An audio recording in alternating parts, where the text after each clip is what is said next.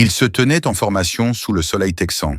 Ces hommes qui avaient traversé la Pologne et la France, qui avaient survécu à l'hiver de Stalingrad et à la chaleur de l'Afrique du Nord. Des prisonniers de guerre allemands, transportés par-delà l'océan vers des camps disséminés au cœur de l'Amérique. Et lorsqu'ils virent pour la première fois les files d'attente à la cafétéria, les plateaux en libre-service, l'abondance de nourriture disposée comme une mise en scène de propagande, beaucoup d'entre eux rirent. Ils rirent parce qu'ils pensaient à une supercherie. Ils rirent parce que dans leur monde, dans le monde qu'ils avaient connu pendant 6 années de guerre totale, une telle abondance ne pouvait être que du théâtre. Une mise en scène conçue pour briser leur morale par une tromperie flagrante. Mais en moins de 72 heures, quelque chose changea. Les rires s'éteignirent, et ils firent la queue pour se resservir. Avant d'aller plus loin, dites-nous en commentaire d'où vous nous regardez. Nous serions ravis d'avoir votre avis. Et si vous êtes nouveau ici, abonnez-vous pour ne manquer aucune de nos prochaines vidéos. Nous étions en 1943, et la guerre avait basculé, non pas soudainement, ni avec panache, mais avec l'inéluctable loi des mathématiques industrielles. Pour chaque char produit par l'Allemagne, l'Amérique en construisait 5. Pour chaque avion qui sortait d'une usine bavaroise, 30 quittaient Detroit, Seattle et Los Angeles. Les chiffres racontaient une histoire qu'aucune volonté ne pouvait changer. Et c'est ainsi que ces prisonniers arrivèrent, à bord de navires qui avaient jadis transporté du grain et de l'acier, et qui transportaient désormais les vestiges vaincus de la Wehrmacht et de la Luftwaffe à travers l'Atlantique. Les premiers camps ouvrirent en 1942, de petites structures conçues pour accueillir quelques milliers de personnes. En 1945, plus de 400 000 prisonniers de guerre allemands allaient avoir élu domicile en Amérique, dispersés dans des camps répartis dans 46 États. La Convention de Genève régissait leur traitement. Signée en 1929, mise à jour et affinée par la voie diplomatique alors même que la guerre ravageait l'Europe, elle imposait des conditions précises. Les prisonniers devaient être logés dans des installations comparables aux casernes de leurs geôliers.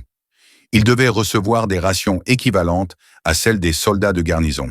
Ils devaient être traités avec dignité, autorisés à correspondre et à pratiquer des activités de loisirs. Les règles étaient donc claires, imprimées en plusieurs langues et distribuées aux commandants de camp du Maine à la Californie. Mais la théorie et la pratique divergent souvent. Ce que les prisonniers allemands découvrirent en Amérique allait bouleverser tout ce qu'ils croyaient savoir sur le pouvoir, la défaite et la nature de leur ennemi. Le camp Alva se trouvait dans le nord-ouest de l'Oklahoma, une vaste plaine où les vents d'hiver balayaient les souvenirs d'été et où des tourbillons de poussière dansaient sous la chaleur. Ouvert en juillet 1943, il était conçu pour accueillir 3000 prisonniers. En 6 mois, il en abritait plus de 4000. Le camp s'étendait sur des hectares d'anciennes terres agricoles, des rangées interminables de baraquements en bois peint en vert olive, entourés de grillages et de miradors. À l'est, des champs de blé s'étiraient jusqu'à l'horizon. À l'ouest, des ranchs d'élevage parsemaient le paysage. C'était l'intérieur des terres américaines, loin des villes côtières, loin des cibles stratégiques, un lieu où la guerre semblait abstraite jusqu'à l'arrivée des camions transportant des hommes en uniforme déchiré, des hommes qui avaient tiré des coups de feu sous le coup de la colère, des hommes qui avaient tué et survécu au meurtre. Parmi eux se trouvait Helmut Fischer, un caporal de 24 ans originaire de Stuttgart, qui avait combattu dans l'Afrika Korps sous les ordres de Rommel. Il avait survécu à El Alamein, vu des camarades mourir dans le sable, et ressenti la terrible logique de la supériorité aérienne et d'artillerie qui avait contraint son unité à la reddition en Tunisie en mai 1943. Le voyage d'Afrique du Nord à l'Oklahoma dura 3 mois, un périple surréaliste à travers les bases alliées et les navires de transport, chaque kilomètre l'éloignant un peu plus de tout ce qu'il connaissait. Lorsqu'il descendit du camion au camp Alva, la chaleur estivale lui rappela brièvement le désert. Mais ici, l'air était humide. Ici, l'herbe poussait. Ici, le ciel s'étendait à perte de vue, d'un bleu profond, sans le bourdonnement incessant des avions ennemis. Le premier repas arriva sur des plateaux métalliques. Fischer observa les soldats américains. Pour la plupart de simples gardes nationaux d'une trentaine ou d'une quarantaine d'années à peine entraînés, des hommes qui ne connaîtraient jamais le combat, tandis qu'ils conduisaient les prisonniers vers de longues tables disposées comme dans une cafétéria. De la vapeur s'échappait des équipements de cuisine industrielle. L'air était imprégné d'une odeur de viande grillée. Fisher jeta un coup d'œil à son plateau. Un ragoût de bœuf épais, riche en pommes de terre et en carottes, du pain blanc beurré, des pêches en conserve, du café à la crème fraîche. Il calcula les calories, estima les portions, et une certitude s'installa en lui. C'était de la propagande. Cette abondance, cette prétendue profusion, n'était que du théâtre. Une opération psychologique destinée à démontrer la puissance américaine, les rations réelles, maigres et convenables pour des ennemis vaincus, venant plus tard. Il mangeait lentement, attendant la révélation. Autour de lui, les autres prisonniers affichaient la même prudence. Des années d'efficacité militaire les avaient anticonditionnés, les vivres étaient synonymes de survie et le gaspillage de mort. Dans la Wehrmacht, les rations n'avaient cessé de se dégrader depuis 1941. En 1943, les soldats du front en Russie avaient de la chance de recevoir 2 repas chauds par semaine. Le pain était allongé avec de la sueur. La viande provenait de chevaux incapables de tirer l'artillerie. Toute la machine de guerre allemande fonctionnait grâce aux vivres capturés et à des substituts synthétiques. Du faux café, du faux carburant et un faux espoir. Aussi, lorsque ces hommes virent l'abondance américaine, leur entraînement, leur expérience, leur conception même de la guerre totale, leur disaient que cela ne pouvait être réel. Mais le lendemain matin, le petit déjeuner arriva avec la même abondance. Des œufs, au plat et brouillés. Du bacon en tranches épaisses, non plus les fines tranches rationnées du passé, mais des morceaux grésillants de gras. Des toasts et de la confiture. Du jus d'orange dans des pichets en métal. Fisher mangea et attendit la réduction des rations, le moment où elles se normaliseraient pour refléter la réalité.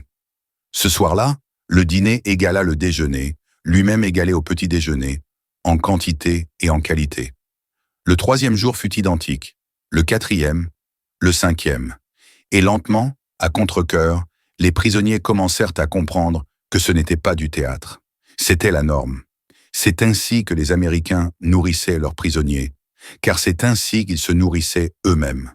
L'impact psychologique se propagea en vagues successives dans le camp. On avait répété à ces hommes pendant des années que l'Amérique était faible, que la démocratie engendrait la mollesse, qu'une nation de race métissée et d'excès capitaliste ne pourrait jamais égaler la discipline et la volonté allemande. On leur avait dit que les soldats américains étaient des lâches qui comptaient sur leur supériorité matérielle parce qu'ils manquaient d'esprit combatif. On leur avait dit que derrière la propagande d'Hollywood et du jazz se cachait une société en décomposition, au bord du gouffre. Et pourtant, les voilà, prisonniers au cœur même de l'Amérique, mangeant mieux qu'ils n'avaient mangé depuis des années, nourris par une nation qui pouvait se permettre de donner des surplus à ses ennemis tout en fournissant des millions de soldats de part et d'autre des océans. Kurt Hoffmann, un pilote de la Luftwaffe originaire de Munich, qui avait effectué des missions de reconnaissance au-dessus de la Grande-Bretagne avant que son escadrille ne soit à court de carburant et d'avions, a relaté plus tard dans son journal le moment où la réalité l'a frappé de plein fouet. Il a décrit comment il avait vu des gardes américains manger leur propre repas, la même nourriture, préparée dans la même cuisine, sans distinction entre ravisseurs et prisonniers. Il a décrit le gaspillage insouciant, les restes jetés à la poubelle, des aliments qui auraient pu nourrir un peloton allemand pendant des jours, traités comme des ordures. Et il a décrit la prise de conscience progressive que l'Allemagne n'avait pas perdue par trahison, par malchance ou par un revers passager. L'Allemagne avait perdu parce qu'elle avait choisi de combattre des nations dont la capacité de production dépassait l'entendement. La cafétéria devint une leçon quotidienne sur l'abondance américaine. Les prisonniers apprirent à se servir eux-mêmes, un concept étranger à la hiérarchie militaire. Ils apprirent que se resservir était permis, voire encouragé. Ils apprirent que se plaindre de la qualité de la nourriture était un passe-temps américain, que les gardiens grommelaient sur le café ou le bœuf, tandis que les prisonniers, silencieux, se remémoraient des mois où le café évoquait le grain torréfié et le bœuf les souvenirs. Ce contraste créait une dissonance cognitive qu'aucune propagande ne saurait engendrer. On pouvait ignorer les mots, on pouvait remettre en question les statistiques, mais 3 repas par jour, tous les jours, semaine après semaine, imposaient une réalité indéniable qui transformait leur perception du monde. À l'automne 1943, Les rires avaient complètement cessé. Les prisonniers du camp Alva s'étaient installés dans une routine, une étrange existence entre guerre et paix. Ils effectuaient des travaux forcés, principalement agricoles, cueillette du coton et récolte du blé pour les agriculteurs locaux qui versaient au gouvernement américain 80 cents par prisonnier et par jour. La Convention de Genève interdisait aux officiers de travailler. Ils passaient donc leur journée à lire, à écrire des lettres et à organiser des cours. Les hommes du rang appréciaient ce travail, y voyant un moyen de rompre l'ennui et de retrouver un but, même en captivité. Le travail était dur mais familier, et s'accompagnait de petits privilèges, des cigarettes supplémentaires, des sorties occasionnelles au-delà des clôtures, des échanges avec des civils américains qui nuançaient au récit de propagande qu'ils avaient assimilé pendant des années. Fisher fut affecté à une ferme céréalière appartenant à Robert Henderson, un homme taciturne d'une cinquantaine d'années dont le fils avait combattu dans la 3e armée en Europe. Henderson parlait peu, travaillait sans relâche et traitait les prisonniers allemands sans hostilité ni amitié, simplement comme une main-d'œuvre nécessitant une surveillance. La 4e semaine, l'épouse d'Henderson arriva à l'heure du déjeuner, apportant des sandwichs et des thermos de thé froid. Elle les distribua sans un mot, cette Américaine nourrissant des soldats ennemis, tandis que son propre fils combattait leurs compatriotes outre-Atlantique. Fisher accepta le sandwich, généreusement garni de jambon, de fromage et de laitue, et sentit sa perception de l'ennemi se transformer. Ce soir-là, de retour à la caserne, Fisher tenta d'expliquer ce qu'il ressentait à Hoffman et aux autres. Comment accepter la bonté de ceux qu'on a été entraînés à tuer? Comment concilier la propagande présentant les Américains comme faibles et dégénérés avec la réalité d'une femme nourrissant les ennemis de son fils sans que cela ne semble poser problème? Les discussions qui suivirent, des conversations à voix basse dans les couchettes après l'extinction des feux, révélèrent l'ampleur de la confusion idéologique qui régnait dans le camp. Ces hommes n'avaient pas été nazis au sens politique du terme, pour la plupart. C'étaient des soldats, des patriotes qui croyaient en la cause de l'Allemagne, ou du moins en son droit à déterminer son propre destin. Mais la croyance a besoin de fondements, et chaque jour, ces fondements s'érodaient sous le poids de la réalité. La bibliothèque du camp recevait régulièrement des livraisons de livres et de magazines, des publications américaines, bien sûr, mais aussi des journaux internationaux, lorsqu'ils étaient disponibles, tous vérifiés par les autorités du camp, mais étonnamment peu censurés comparés au contrôle de l'information que ces hommes avaient reconnu. Ils lisaient des récits de batailles auxquels ils avaient participé, racontés du point de vue de l'ennemi. Ils lisaient des chiffres de pertes qui correspondaient à leurs propres expériences, confirmant des pertes qu'ils soupçonnaient, mais dont ils n'avaient jamais vu la reconnaissance officielle. Ils lisaient des articles sur l'effondrement du front de l'Est, sur les avancées soviétiques que la radio allemande avait qualifiées de repositionnement tactique. Et ils lisaient des publicités, page après page, pour des biens de consommation, des automobiles et des appareils électroménagers, l'abondance ordinaire d'une nation en guerre qui continuait de produire des produits de luxe pour la consommation civile. Noël 1943 arriva avec une cérémonie inattendue. L'administration du camp, suivant des directives prônant un traitement humain et le respect des cultures, autorisa les prisonniers à célébrer selon leurs traditions. Des sapins, des conifères provenant de la région, furent installés et décorés d'ornements artisanaux. Les prisonniers formèrent une chorale, leur voix résonnant dans toute l'enceinte de chants de Noël allemands que certains gardiens reconnurent, souvenirs de leur propre enfance. Descendants d'immigrants allemands, ils chantaient les mêmes chansons que leurs grands-pères avaient apportées en Amérique des générations auparavant. Le repas de ce jour-là comprenait de la dinde rôtie, un mets que beaucoup de prisonniers n'avaient jamais goûté, de la farce, de la sauce aux canneberges et une tarte à la citrouille. Un Noël américain servi aux prisonniers allemands, tandis que les soldats américains en Europe mangeaient des rations K dans des tranchées glacées. L'ironie de la situation n'échappait pas aux prisonniers.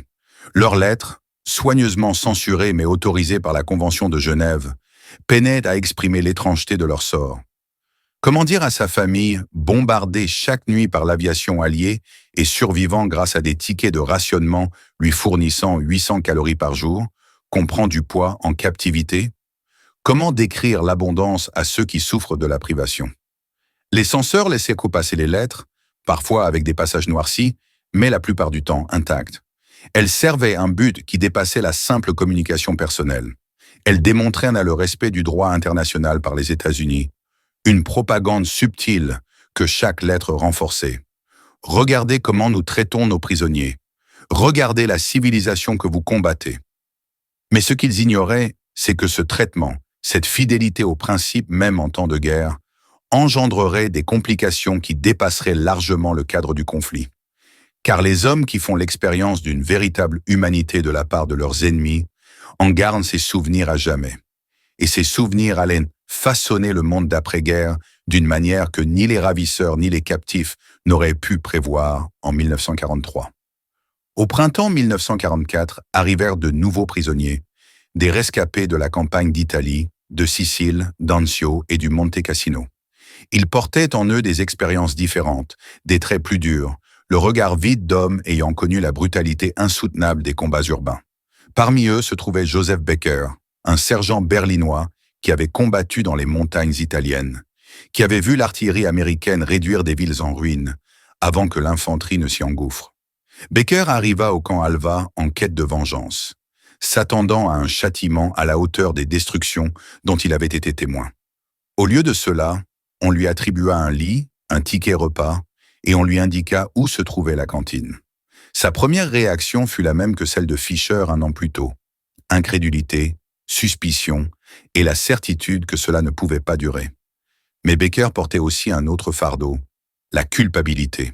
Non pas d'avoir combattu, ni d'avoir obéi aux ordres, mais pour ce qu'il avait cru de ses ennemis. En Italie, la propagande allemande avait distribué des tracts décrivant les soldats américains comme des criminels et des lâches, des bâtards sans culture ni honneur. Becker y avait cru, car cela lui facilitait le combat, car réduire son ennemi à une caricature permet d'appuyer sur la gâchette. À présent, assis dans une cafétéria en Oklahoma, il mangeait un repas préparé par ses mêmes ennemis, et la caricature s'effondrait sous le poids de preuves irréfutables. Le terme psychologique n'existait pas encore, mais ce que Becker et des milliers d'autres comme lui ont vécu allait plus tard être appelé dissonance cognitive. La souffrance psychologique liée à la confrontation de croyances contradictoires. On leur avait appris que les Américains étaient inférieurs, faibles, dépendants du luxe matériel, car dépourvus d'un véritable esprit guerrier. Pourtant, ces mêmes Américains les avaient vaincus au combat, avaient traversé les océans pour se battre sur plusieurs continents, avaient bâti une machine industrielle capable de produire, en quantité inimaginable, des porte-avions au repas de cantine. Il fallait que quelque chose change. Soit la propagande était vraie et la victoire américaine était en quelque sorte illégitime, soit elle était fausse et toutes leurs croyances devaient être remises en question. Pour certains prisonniers, la première option s'avéra plus facile. Ils élaborèrent des explications complexes au succès américain, expliquant ainsi la supériorité allemande. Ils évoquèrent un complot juif, une trahison interne, des erreurs tactiques de la hiérarchie sans lien avec les capacités américaines. Ces hommes s'accrochaient à l'idéologie car y renonçaient, revenaient à reconnaître leur propre responsabilité dans cette défaite catastrophique. Ils formèrent des groupes au sein du camp, des réseaux informels de fervents croyants qui maintenaient la discipline du parti même en captivité. Ils intimidaient ceux qui les questionnaient, ceux qui suggéraient que leur compréhension du monde était peut-être incomplète. Mais pour d'autres, comme Fischer, Becker et Hoffman, les preuves étaient trop accablantes pour être ignorées. Ils avaient combattu les Américains. Ils avaient constaté leurs compétences tactiques, leur sophistication logistique, leur capacité à coordonner des opérations complexes sur de vastes distances. Ils avaient subi la puissance de feu américaine, l'utilisation désinvolte de l'artillerie et de l'appui aérien qui transformait les batailles en calculs mathématiques où le courage allemand devenait insignifiant. Et maintenant, ils vivaient dans des camps américains, nourris, logés et traités selon des règles que leur propre nation avait signées, mais qu'elle bafouait de plus en plus sur le front de l'Est. Ce contraste menait à des conclusions inévitables.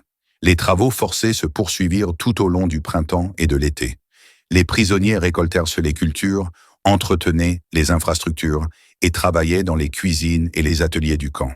Ces travaux n'enfreignaient aucune disposition des conventions de Genève, pourvu qu'ils restent de nature non militaire.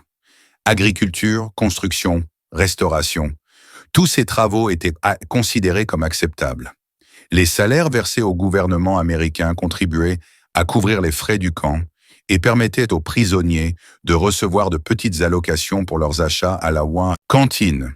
Ce système engendra une économie singulière. Les ennemis capturés gagnaient des bons d'achat pour se procurer des cigarettes, des articles de toilette et des barres chocolatées, participant ainsi à un capitalisme miniature que beaucoup jugeaient à la fois absurde et séduisant. La ferme d'Henderson devint une affectation régulière pour le groupe de travail de Fisher. Le vieux fermier restait taciturne, mais au fil des mois, une étrange complicité se noua entre eux. Henderson enseignait aux prisonniers allemands les techniques agricoles américaines, une agriculture mécanisée à une échelle que la plupart n'avaient jamais imaginée. Il leur montrait des tracteurs et des moissonneuses-batteuses, des machines qui abattaient le travail de dizaines d'hommes, leur expliquant, dans un anglais approximatif et à l'aide de gestes, comment les agriculteurs américains nourrissaient le monde, tandis que les agriculteurs européens, dans de nombreuses régions, utilisaient encore des chevaux et des outils manuels. Les prisonniers apprenaient, assimilant un savoir qui contredisait tout ce qu'on leur avait inculqué sur le retard des Américains et la supériorité des Européens. Un après-midi de juillet 1944, la radio d'Henderson annonça l'avancement du débarquement en Normandie. Les forces alliées avaient beau percer le bocage et traversèrent la France à toute vitesse en direction de Paris. Henderson écouta sans un mot, mais sa femme, qui avait pris l'habitude de lui apporter son déjeuner, se permit un léger sourire. Les lettres de son fils étaient devenues plus fréquentes, plus porteuses d'espoir. La guerre en Europe touchait à sa fin, même si elle était lente, et il pourrait survivre et rentrer à la maison. Elle regarda les prisonniers allemands manger des sandwichs dans le champ de son mari et ne ressentit aucune haine, seulement de l'épuisement face à ce gâchis de jeunes hommes envoyés à l'abattoir industriel. Fischer perçut ce regard et le comprit. Il pensa à sa propre mère à Stuttgart, si Stuttgart existait encore, si elle avait survécu au bombardement. Il pensa aux lettres qui mettaient des mois à arriver, quand elles arrivaient, censurées et retardées, jusqu'à ce que l'information devienne histoire. Il pensa au fossé entre ce qu'il avait cru savoir de cette guerre et ce qu'il comprenait désormais. Et il se demanda si ce fossé, cet espace entre propagande et vérité, était la véritable tragédie, la véritable perte qui survivrait à la destruction matérielle. De retour au camp ce soir-là, les discussions dans les baraquements se tournèrent vers l'avenir.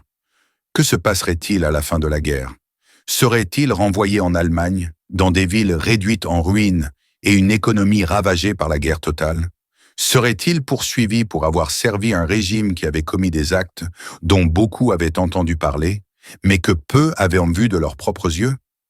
Les camps de l'Est, le traitement des civils, les politiques qui n'avaient rien à voir avec les nécessités militaires et tout à voir avec une idéologie poussée à l'extrême. Certains prisonniers refusèrent de croire ce qu'ils entendaient, d'autres avaient des soupçons, mais préféraient se taire. Quelques-uns en avaient assez vu pour connaître la vérité et vivaient avec ce fardeau. Hoffmann, l'ancien pilote, avait séjourné en Pologne occupée avant d'être muté en France. Il avait été témoin de choses qui l'avaient profondément marqué et qui le hantaient encore aujourd'hui. Les agissements des unités SS, des forces de sécurité opérant hors du commandement militaire. À l'époque, il s'était persuadé que c'était nécessaire. Brutal, certes, mais indispensable à la sécurité en territoire occupé. Désormais, avec le recul, le temps et la lucidité que procure la prise de distance avec la machine de propagande, il remettait tout en question. Était-ce vraiment nécessaire? N'était-ce pas simplement une cruauté justifiée par l'idéologie? Et s'il avait su alors ce qu'il soupçonnait à présent, aurait-il agi différemment? Aurait-il pu agir autrement, sans devenir une victime de plus? Ces conversations n'étaient pas tenues ouvertement. Même en captivité, la peur des informateurs imposait le silence et le secret. Mais au sein de groupes de confiance, dans la nuit noire précédant l'aube, des hommes se débattaient avec des questions sans réponse satisfaisante. Ils avaient servi l'Allemagne. Ils avaient combattu pour leur nation comme tout soldat, obéissant aux ordres et accomplissant leurs devoirs. Mais si la nation elle-même avait été corrompue, si la cause qu'ils avaient servie était fondamentalement injuste, un soldat pouvait-il clamer son innocence alors que la guerre elle-même était criminelle? L'automne 1944 apporta la nouvelle de l'effondrement accéléré de l'Allemagne. Les Alliés progressaient vers le Rhin. Les forces soviétiques pénétraient en Pologne. Les villes allemandes brûlaient sous des bombardements incessants. Les prisonniers recevaient des lettres de leurs familles décrivant des conditions de vie chaotiques. Les pénuries alimentaires avaient dégénéré en famine. Les infrastructures s'effondraient sous les attaques constantes. Des enfants étaient enrôlés de force dans les unités de défense de la dernière chance. La machine du Troisième Reich s'autodétruisait dans un ultime paroxysme de destruction. Et pendant tout ce temps, la cafétéria du camp Alva servait 3 repas par jour. L'abondance ne faiblissait jamais. Au contraire, elle augmentait à mesure que la production agricole américaine s'intensifiait pour nourrir non seulement les soldats, mais aussi les populations libérées à travers l'Europe. Les prisonniers prenaient en du poids. Ils se portaient mieux. Ils travaillaient, mangeaient et dormaient dans des conditions supérieures à celles de leurs compatriotes, restés au pays. La culpabilité que cela engendrait était profonde et complexe. Ils étaient en sécurité tandis que leur nation brûlait. Ils étaient nourris tandis que leurs familles mouraient de faim. Leur captivité était plus confortable que leur service militaire vers la fin. Fischer avait particulièrement du mal à accepter cette situation. Les lettres de sa mère, lorsqu'elles arrivaient, décrivaient la destruction de Stuttgart. Les bombardiers alliés avaient réduit le centre industriel de la ville en ruine. Le quartier où il avait grandi n'existait plus que dans ses souvenirs. Sa mère vivait dans une cave, partagée avec 6 autres familles, survivant grâce à des rations qui lui fournissaient à peine assez de calories pour éviter la mort. Elle ne lui demandait rien sur ses conditions de vie, trop fière ou trop consciente de la censure pour poser des questions. Mais il pouvait l'imaginer recevant ses lettres, lisant des nouvelles de sa santé et de sa sécurité, et ressentant l'ironie terrible de la survie de son fils, acquise au prix de la défaite. L'hiver 1944 arriva tôt et fut rigoureux. Les tempêtes de verglas en Oklahoma provoquèrent des coupures de courant et paralysèrent les transports. Le camp s'adapta, des générateurs de secours assurèrent le chauffage et l'éclairage, et les réserves alimentaires se révélèrent plus que suffisantes. À l'extérieur des murs, les civils américains luttaient contre le rationnement et les pénuries, victimes des sacrifices consentis par le front intérieur pour maintenir les armées outre-mer. Mais même le rationnement américain surpassait l'abondance allemande. L'accès, même restreint, aux biens de consommation représentait bien plus que ce que la plupart des Européens avaient connu depuis des années. Les prisonniers observèrent cette richesse apparente d'une nation en guerre et comprirent, au-delà des statistiques et de la propagande, qu'ils avaient combattu un ennemi qu'ils étaient incapables de vaincre. Noël 1944 fut moins fastueux que l'année précédente. Les nouvelles du pays étaient trop sombres, la réalité trop criante. L'Allemagne se mourait, et chacun le savait. La seule question était de savoir combien de temps durerait cette agonie. Les prisonniers se rassemblaient pour les offices, chantèrent des cantiques d'une voix empreinte de douleur et contemplaient un avenir incertain. Certains espéraient une défaite rapide, la fin des destructions. D'autres s'accrochaient à l'illusion d'armes miraculeuses et de retournements de situations de dernière minute. La plupart, simplement, subissaient, prisonniers de cet étrange entre-deux, entre guerre et paix, entre leur passé et un avenir inconnu. Becker, le sergent berlinois, se sentait de plus en plus attiré par la bibliothèque du camp. Il lisait l'histoire américaine, cherchant à comprendre la nation qu'il avait vaincue. Il découvrit un pays bâti sur des contradictions, des pères, fondateurs esclavagistes qui écrivaient sur la liberté, une expansion territoriale justifiée par la destinée manifeste, des cycles d'isolement et d'interventionnisme. Il lut sur la guerre de sécession, sur les Américains qui s'entretuaient en nombre supérieur aux pertes allemandes lors de la guerre franco-prussienne. Il lut sur l'industrialisation, sur les mouvements ouvriers, les crises économiques et le processus lent et chaotique de la démocratie qui tâtonnait pour atteindre une forme de justice. Ce qui le frappa le plus, c'était cette capacité d'autocritique. Les journaux américains imprimés dans la bibliothèque du camp publiaient des tribunes qui remettaient en question la stratégie militaire, critiquaient la politique gouvernementale et exprimaient les désaccords lors de débats publics. Cela aurait été impensable en Allemagne, où la dissidence était passible de mort et où l'unité était imposée par la terreur. Pourtant, l'Amérique, divisée, querelleuse et en perpétuelle remise en cause, avait bâti une machine de guerre qui avait écrasé la perfection disciplinée du militarisme allemand. Ce paradoxe le troublait. Peut-être la force ne résidait-elle pas dans l'unanimité, mais dans la liberté de désaccord, de questionnement et d'adaptation grâce à un débat ouvert, plutôt qu'à une idéologie fermée. Le printemps 1945 marqua la fin. Les nouvelles parvinrent au camp d'Alva au compte-gouttes, par des émissions de radio et des articles de journaux décrivant l'effondrement final de l'Allemagne, la mort d'Hitler à Berlin, la capitulation sans condition, les photographies des camps libérés en Pologne et en Allemagne révélèrent des horreurs qui dépassaient toute propagande, toute exagération, tout ce qui pouvait être balayé d'un revers de main comme mensonge de l'ennemi. Les prisonniers virent là ces images, lurent les récits et se confrontèrent au régime qu'ils avaient servi. Les réactions furent aussi diverses que la nature humaine le permet. Certains nièrent, affirmant que les photos étaient truquées, que les Alliés avaient orchestré des atrocités pour justifier la destruction de l'Allemagne. D'autres reconnurent en avoir connaissance, mais se dirent impuissants, se présentant comme des soldats ayant obéi aux ordres sans jamais y avoir participé directement. D'autres encore se réfugièrent dans le silence, incapables ou refusant d'admettre ce que leur engagement avait permis. Enfin, une minorité, certes, mais non des moindres, reconnut la vérité et ressentit le poids de la complicité peser sur leurs épaules, comme un fardeau. Fischer a examiné des photographies de Dachau, libérées par les forces américaines, qui y ont découvert des amoncellements de cadavres et des survivants à peine en vie. Il a lu des témoignages de prisonniers décrivant des meurtres systématiques dissimulés sous couvert de camps de travail. Il a appris l'existence des chambres à gaz, des expériences médicales et des massacres à grande échelle justifiés par l'idéologie raciale. Il s'est souvenu de conversations entendues par hasard pendant sa formation, de rumeurs jugées exagérées, d'histoires qui lui avaient paru trop invraisemblables pour être crues. Il ne savait pas, mais il aurait pu savoir. Il avait choisi de ne pas trop s'y attarder, de ne pas trop s'interroger, car cela aurait exigé des actes qu'il n'était pas prêt à entreprendre. La culpabilité n'était pas simple. Il n'avait pas tué de civils, il n'avait pas géré les camps. Il avait combattu comme soldat en Afrique du Nord, loin des atrocités du front de l'Est. Mais il avait servi le régime qui avait commis ces actes.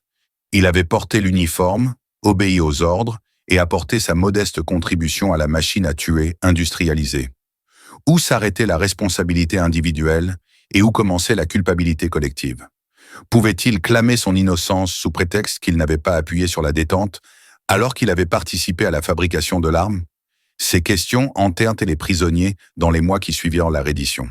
Le camp d'Alva devint une sorte d'école étrange, un lieu où les hommes se confrontaient à la vérité sur la cause qu'ils avaient servie. Les autorités américaines, suivant les protocoles de dénazification, projetaient des films et distribuaient des documents relatant les crimes nazis. L'objectif était éducatif, imposer la reconnaissance de ce qu'avait été le Troisième Reich. Certains prisonniers assimilèrent les leçons, d'autres se réfugièrent dans le déni. La plupart se situaient dans une position intermédiaire complexe, reconnaissant les faits tout en s'efforçant de les concilier avec leur engagement. Dans son journal, Hoffmann décrit le poids psychologique de cette prise de conscience. Il se sentait comme deux personnes à la fois, le jeune pilote qui avait cru à la cause allemande et le prisonnier qui comprenait désormais que cette cause était fondamentalement mauvaise. Comment concilier ces identités contradictoires? Comment accepter d'avoir combattu pour un massacre tout en affirmant avoir agi avec honneur, compte tenu de sa compréhension limitée? L'esprit humain résiste à de telles contradictions et cherche une résolution par le déni ou l'aveu. Hoffmann ne trouvait aucune de ces solutions satisfaisantes. Il ne pouvait nier ce qu'il savait désormais être vrai, mais l'aveu impliquait un choix qu'il n'avait jamais fait consciemment. L'été 1945 apporta de nouvelles routines, l'urgence de la guerre cédant la place à la bureaucratie de la paix. Les prisonniers restaient dans les camps américains, attendant leur rapatriement, un processus qui prendrait des années. L'Allemagne était en ruine, divisée en zones d'occupation, incapable d'accueillir les millions de soldats et de prisonniers démobilisés. Ils séjournèrent donc dans des endroits comme le camp d'Alva, travaillant, mangeant et vivant dans des conditions meilleures que celles de la plupart des civils allemands. L'ironie était d'autant plus frappante, ils avaient perdu la guerre, mais avaient gagné une vie meilleure, du moins temporairement, grâce à cette défaite. La ferme d'Henderson continua d'employer des prisonniers pendant toute la saison des récoltes. Fisher retourna dans ses champs familiers, travaillant aux côtés du vieux fermier devenu presque un ami malgré la barrière de la langue et de l'expérience qui les séparait. Ils se parlaient rarement, mais un respect mutuel s'était instauré, celui qui naît du travail partagé et d'une simple décence. Le fils d'Henderson était revenu d'Europe, blessé mais vivant, et venait parfois à la ferme. Fisher le rencontra une fois, une brève rencontre dont aucun des deux ne sembla savoir comment se comporter. Que dire à celui qui a combattu vos compatriotes? Comment reconnaître une humanité partagée par-delà le gouffre de la violence récente? Cette rencontre marqua Fisher. Le soldat américain était jeune, à peine 20 ans, avec des yeux emplis de la même mélancolie que celle que Fisher voyait dans les miroirs. Tous deux avaient combattu, tous deux avaient tué, tous deux avaient survécu. La guerre leur avait pris quelque chose, une part d'innocence ou de certitude à jamais perdue. En ce sens, ils étaient plus frères qu'ennemis, membres d'une génération marquée par les massacres industriels et la folie idéologique. Fisher se demanda si l'Américain le comprenait, s'il ressentait par-delà la barrière de leur ancienne inimitié ce même lien étrange. À l'automne, les discussions s'engagèrent concernant le calendrier des rapatriements. Les prisonniers seraient renvoyés en Allemagne par vagues successives, placés dans des centres de détention et soumis à un examen pour crimes de guerre avant leur libération. Cette perspective suscitait des sentiments partagés. Ils aspiraient à rentrer chez eux, à retrouver leurs proches, à reconstruire leur vie dans ce qui restait de leur pays. Mais ils redoutaient aussi ce qui les attendait. Des villes détruites, une économie effondrée, une société fracturée et le poids de la honte d'avoir servi un régime désormais révélé dans toute son horreur. Comment seraient-ils accueillis?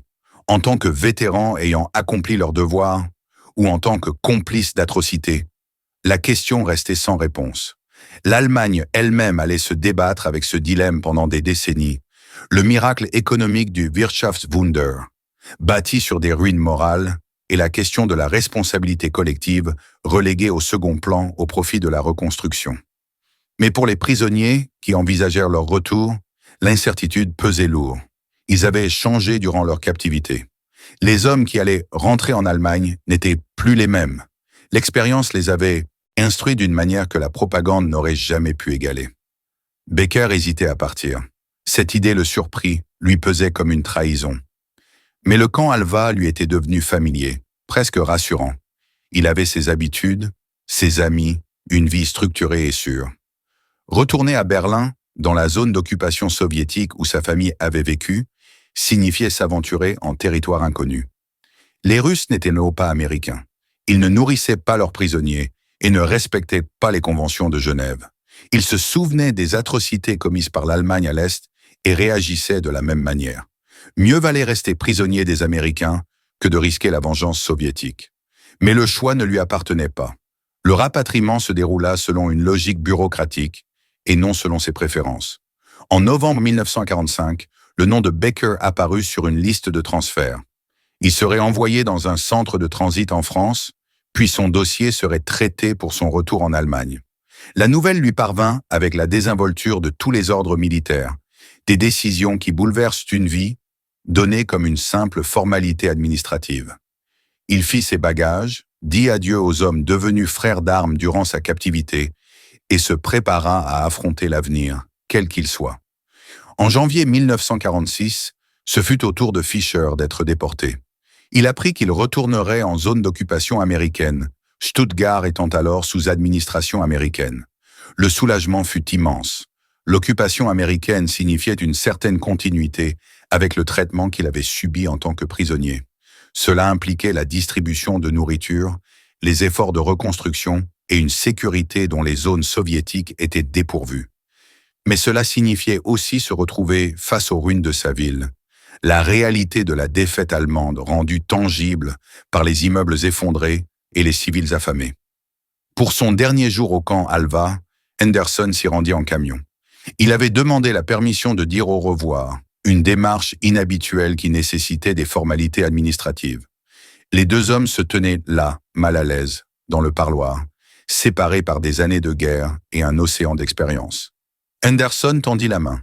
Fisher la serra. Aucun mot ne fut échangé, mais ce geste était lourd de sens. Il reconnaissait leur humanité partagée, le pardon offert et accepté, la possibilité de dépasser la haine et d'accéder à une forme de paix. Le voyage de retour dura 3 mois, l'inverse du périple qui avait conduit Fisher en Amérique. Traversée de l'Atlantique en bateau, arriver dans des ports où les ruines fumaient encore, transport à travers la France jusqu'en Allemagne. Chaque kilomètre révélait l'étendue des dégâts, des villes réduites à l'état de ruines, des ponts effondrés dans les rivières, des réfugiés errant sur les routes, portant tout leur nécessaire dans des sacs à dos et des charrettes. L'Allemagne avait été vaincue sans pitié, non seulement militairement, mais aussi physiquement. Les infrastructures du pays étaient si complètement détruites que leur reconstruction prendrait des décennies. Stuttgart avait été magnifique. Fisher se souvenait des rues bordées d'arbres et des parcs, de l'opéra où sa mère l'emmenait enfant, des quartiers aux solides maisons bourgeoises, témoins de générations de prospérité. Tout avait disparu. Le centre-ville n'existait plus que dans les souvenirs, un paysage lunaire de pierres brisées et d'acier tordu. Les bombardements alliés avaient atteint leur but avec une précision chirurgicale. La capacité industrielle qui avait alimenté la machine de guerre allemande avait été anéantie, et les zones civiles avaient brûlé aux côtés des usines, dans la logique de la guerre totale. Il retrouva sa mère réfugiée dans une cave sous ce qui avait été un immeuble. Elle avait survécu, de justesse, à la dernière année de guerre et aux mois chaotiques qui suivirent la capitulation. La malnutrition l'avait vieillie prématurément. Elle paraissait 70 ans alors qu'elle en avait à peine 50. Ils s'étreignirent sans un mot. Tant de choses s'étaient passées qu'il était impossible de les exprimer. Il était vivant. Elle était vivante.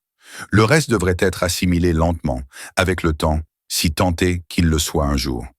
Ce soir-là, partageant un repas de pain et de soupe légère, Fisher tenta de décrire sa captivité.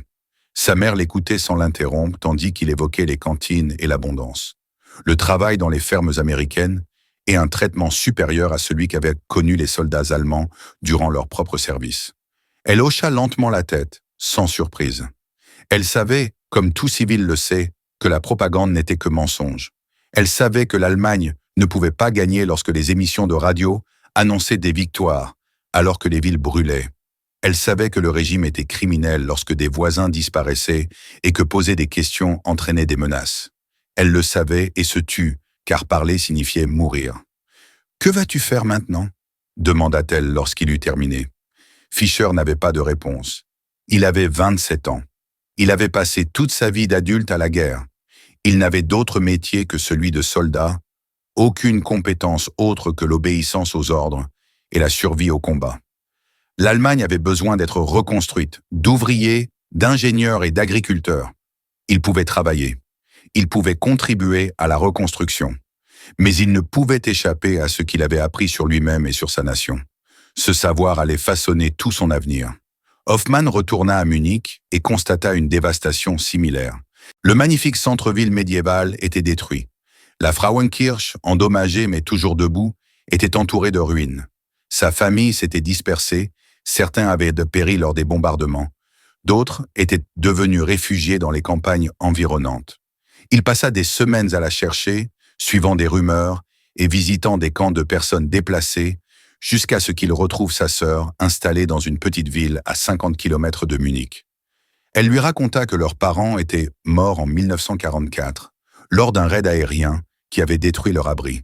Une mort rapide, pensa-t-elle, même si elle n'avait aucun moyen d'en être certaine. Il resta chez sa famille jusqu'au printemps 1945, les aidant aux travaux de la ferme et s'adaptant à la vie civile. La transition s'avéra plus difficile que prévu. Les combats lui avaient inculqué des habitudes tenaces. Il sursautait au moindre bruit. Les foules l'angoissaient. Il ne faisait confiance à personne entièrement, craignant toujours la trahison ou le danger. La guerre était finie, mais elle persistait en lui, une séquelle psychologique indélébile. La nuit, il écrivait dans son journal tentant de comprendre tout ce qui s'était passé. Il décrivait le décalage entre ses croyances et la vérité qu'il reconnaissait désormais. Il évoquait la cafétéria du camp Alva et l'abondance désinvolte qui avait bouleversé sa conception de la faiblesse américaine. Il parlait des photographies des camps libérés et de la prise de conscience qu'il avait servi le mal au nom de l'honneur. Et il évoquait l'avenir, incertain et effrayant, mais possible d'une manière qui aurait été impossible si l'Allemagne avait triomphé. Car c'était la terrible vérité qu'il avait fini par accepter. La défaite de l'Allemagne, aussi dévastatrice fut-elle, aussi coûteuse en vies humaines et en ressources, était préférable à sa victoire. Un monde où le Troisième Reich aurait triomphé aurait été un cauchemar inimaginable. Le régime avait révélé sa véritable nature sur les territoires qu'il contrôlait, dans les camps, les massacres et la vision d'une hiérarchie raciale qu'il cherchait à imposer à l'échelle mondiale. Perdre face à l'Amérique, être nourri dans des camps américains et traité selon des règles respectant la dignité humaine, était infiniment préférable à la victoire et à la mise en œuvre de l'idéologie pour laquelle il avait combattu. Le retour de Baker s'avéra plus difficile. Berlin se trouvait en zone soviétique et les conditions de vie y reflétaient la conception stalinienne du traitement réservé aux ennemis vaincus. La nourriture était rare, la sécurité était brutale. Les anciens soldats de la Wehrmacht étaient interrogés, voire emprisonnés, soupçonnés de crimes de guerre. Baker survécut grâce à la prudence et à la chance, se faisant discret, évitant d'attirer l'attention et occupant des emplois manuels qui ne nécessitaient aucune question. Il ne parla jamais de sa captivité américaine. Le contraste aurait été trop saisissant, trop dangereux à évoquer. Mais il se souvenait. Dans le calme, dans l'intimité de ses pensées, il se rappelait les cafétérias, l'abondance et un traitement qui démentait tout ce qu'il avait pu attendre de ses ennemis. Il se souvenait des gardes américains, ni cruels ni bienveillants, mais simplement professionnels, des hommes accomplissant leurs devoirs selon des règles auxquelles ils croyaient. Il se souvenait de la ferme d'Henderson et de l'étrange dignité d'un travail honnête pour un salaire honnête. Et il se demandait si l'histoire aurait pu être différente, si l'Allemagne avait choisi une autre voie, si la guerre aurait pu être évitée. Les interrogations étaient vaines, l'histoire s'était écrite, les choix avaient été faits. L'Allemagne avait choisi la dictature, la guerre et le génocide, et elle en payait désormais le prix. Des millions de morts, des villes détruites, une nation divisée, un avenir incertain. Baker vivait avec ce savoir, comme le font toujours les survivants, le portant en lui face à l'avenir, espérant que le souvenir puisse empêcher que cela ne se reproduise. Les années passèrent. L'Allemagne se reconstruisit grâce à l'aide américaine et au travail des Allemands. Le plan Marshall injecta des fonds considérables dans la reconstruction, non par charité, mais par calcul stratégique. Une Allemagne prospère servait mieux les intérêts occidentaux qu'une Allemagne dévastée. D'anciens prisonniers de guerre, des hommes comme Fischer et Hoffmann, et des milliers d'autres, contribuèrent à cette reconstruction. Ils devinrent ouvriers, artisans, pères de famille et citoyens, se réintégrant du mieux qu'ils purent dans la société. Mais ils portaient en eux des souvenirs qui les distinguaient de ceux qui n'avaient pas connu la captivité américaine. Ils avaient vu l'ennemi de près, non par la propagande, mais au contact quotidien des gens. Ils avaient appris que les Américains n'étaient ni des surhommes, ni des démons, mais simplement des êtres humains, capables d'une immense puissance industrielle et d'une bonté spontanée tout aussi grande. Cette connaissance a influencé leur vision de la géopolitique d'après-guerre, leur compréhension de l'attrait de la démocratie et leur acceptation progressive du fait que l'avenir de l'Allemagne résidait dans une alliance avec l'Occident, plutôt que dans la poursuite de gloire passée. La cafétéria du camp Alva ferma ses portes en 1946, le camp étant désaffecté suite au retour des prisonniers en Allemagne et à l'évolution des besoins militaires américains. Les bâtiments furent vendus, démantelés et reconvertis à des fins civiles. Les terres redevinrent agricoles, le blé et le bétail remplaçant les baraquements et les clôtures. Les traces matérielles du camp disparurent, mais les souvenirs demeurèrent vivaces chez ceux qui y avaient vécu, prisonniers et gardiens confondus, qui continuèrent à porter en temps de paix les leçons apprises durant la guerre. Fischer ne retourna jamais au centre de Stuttgart.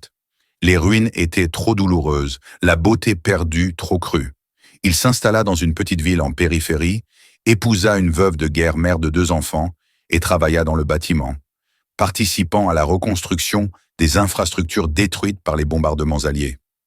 L'ironie de passer ces années d'après-guerre à réparer les dégâts causés par ses anciens ennemis ne lui échappa jamais. Mais d'une certaine manière, cela lui semblait juste, presque naturel, qu'il contribue à réparer la destruction que son engagement avait permise. Il ne parlait jamais beaucoup de la guerre. Quand ses beaux enfants l'interrogeaient, il donnait des réponses brèves et sans détail. Il avait combattu en Afrique du Nord. Il avait été fait prisonnier. Il avait passé du temps en Amérique comme prisonnier. Le reste demeurait privé, trop compliqué à expliquer, trop personnel à partager. Mais parfois, à table avec sa famille, il s'arrêtait un instant et se souvenait des files d'attente et de l'abondance à la cantine, et éprouvait de la gratitude pour une défaite qu'il avait préservée de la victoire. Hoffmann ouvrit une petite librairie à Munich, vendant des livres et des journaux d'occasion dans un local loué près de l'université. Les étudiants devinrent ses principaux clients, de jeunes Allemands nés pendant ou après la guerre, élevés dans les ruines et déterminés à construire un monde différent. Il l'interrogeait sur la période nazie, sur la façon dont cela avait pu arriver, sur la manière dont des gens ordinaires avaient soutenu, ou du moins toléré, un mal aussi flagrant. Il peinait à répondre, à exprimer la lente normalisation de l'horreur, la façon dont la propagande et la pression sociale s'étaient conjuguées pour faire passer l'impensable pour une nécessité. Mais il a aussi évoqué la captivité américaine, l'éducation reçue grâce à la bienveillance de l'ennemi. Il a décrit l'abondance des cantines et un traitement respectueux de la dignité humaine, même en temps de guerre. Il a expliqué comment le fait de rencontrer l'ennemi comme un être humain et non comme une caricature avait brisé l'emprise de la propagande. Et il espérait, sans grande conviction, que le récit de ces histoires pourrait empêcher les générations futures de commettre les mêmes erreurs.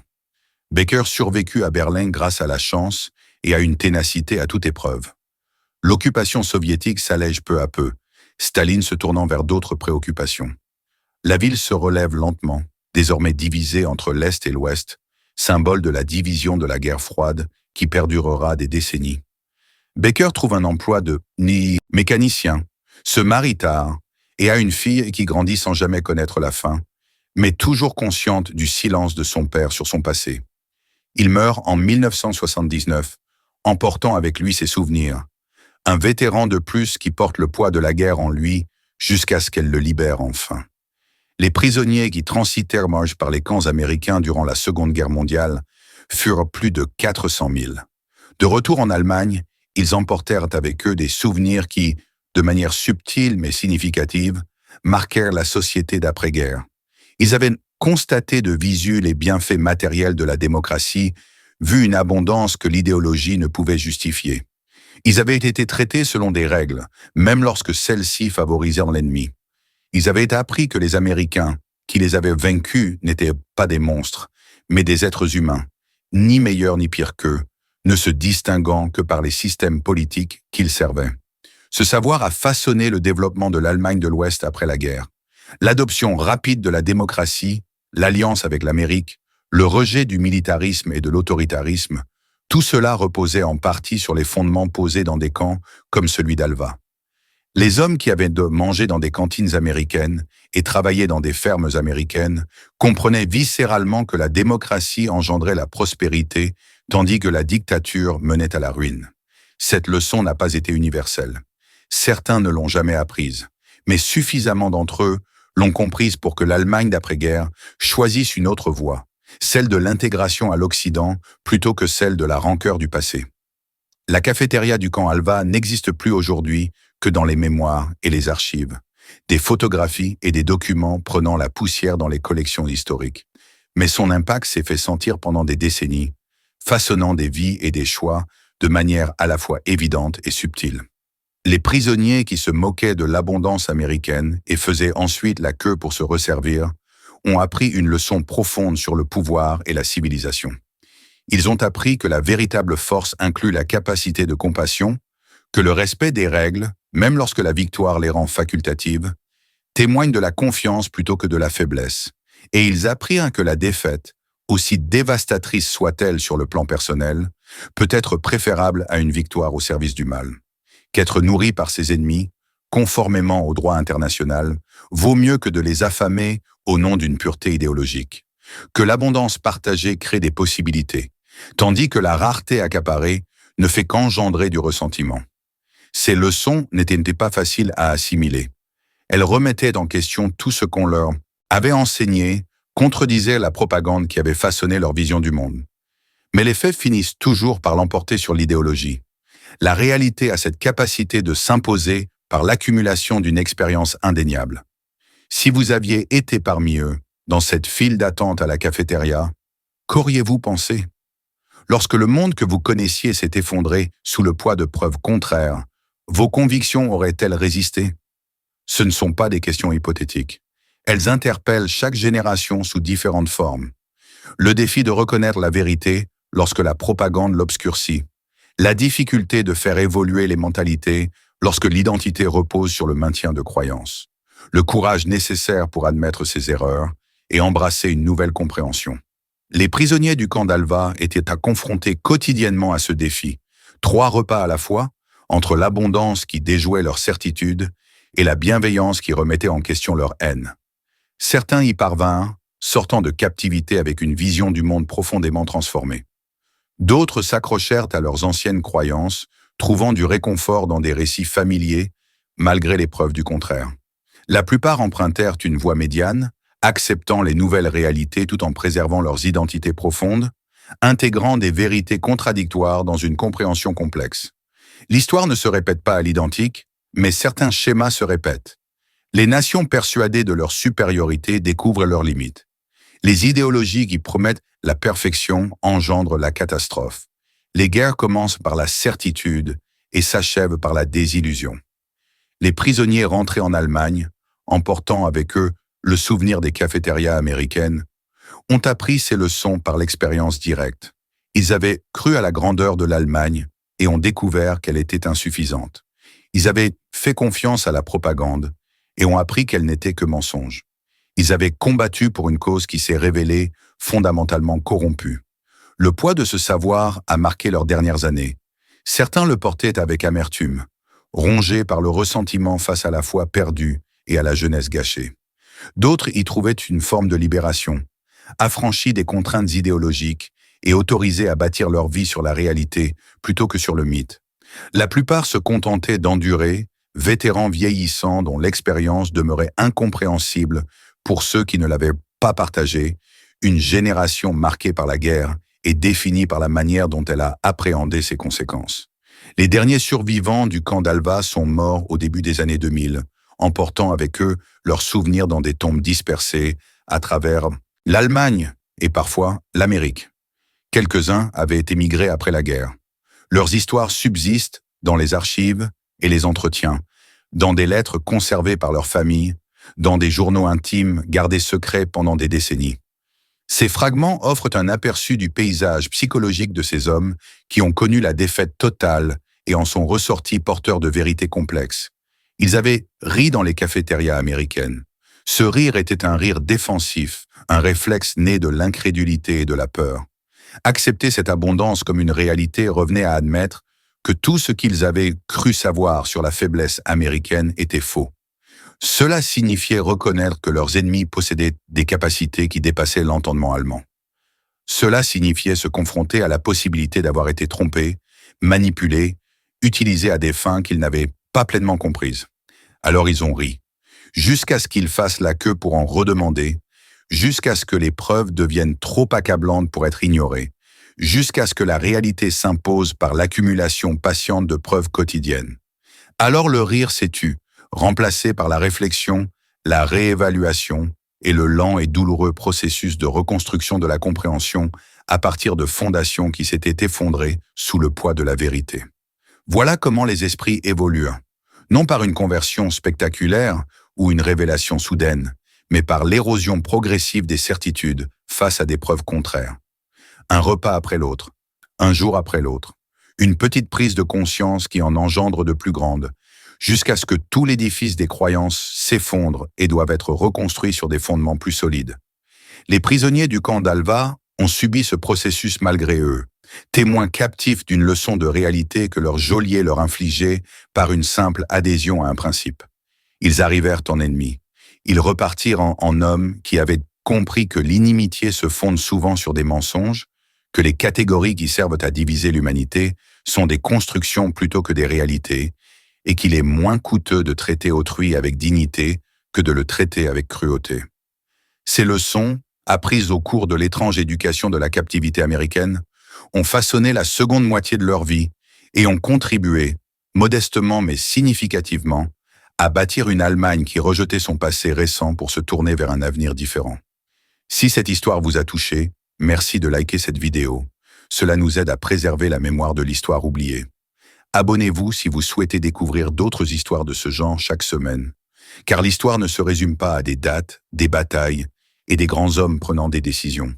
Elle est aussi celle de gens ordinaires confrontés à des circonstances extraordinaires, apprenant de dures leçons à travers des expériences douloureuses et appliquant ces leçons dans le monde d'aujourd'hui.